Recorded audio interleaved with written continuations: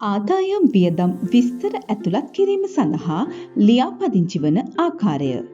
2023 අංක 3 දරන මැතිවරණ වියදම් නියාමනය කිරීමේ පනත අනුව ආදායම් වියදම් විස්තර ඇතුළත් කිරීම සඳහා මුලින්ම ඔබ කැමති වෙබ් බ්‍රවුසරයක් තෝරා තිරයේ දිස්වන ආකාරයට සඳහන් කර කැම්පේන් ෆයිනෑන්ස් සිස්ටම් වෙත පිවිසෙන්න.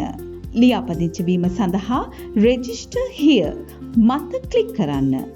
එහිදී ඔබ රෝල් සිලෙක්ෂන් අංශය වෙත යොමු වේ. මුලින්ම ඔබට අදාළ පරිශීලක භූමිකාව තෝරා ගැනීම සඳහා select your role හි select an option මත ක්ලික් කරන්න.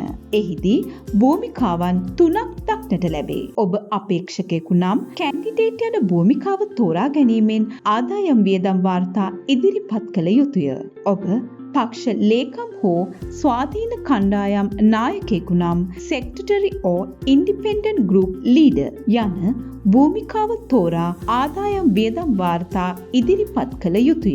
ඔබ පක්ෂ ලේකම් හෝ ස්වාධීන කණ්ඩායම් නායකයෙකු වන අතරම මැතිවරණ අපේක්ෂකයෙකු ලෙසද තරග වැදුනේ නම් both the candidate and the secretary leader යන භූමිකාව තෝරා ආදායම් වියදම් වාර්තා ඉදිරිපත් කළ යුතුය. අදාළ භූමිකාව තෝරා ගැනීමෙන් පසුව next මත ක්ලික් කරන්න. ඉන්පසු election and party details අංශය වෙත යොමු වේ. පිවිසෙන තිරය මගින් ඔබට අදාළ පක්ෂයේ විස්තර තෝරා next මත ක්ලික් කරන්න. ඉන්පසු basic info අංශය මගින් ඔබට අදාළ මූලික තොරතුරු ඇතුළත් කර finish මත ක්ලික් කරන්න.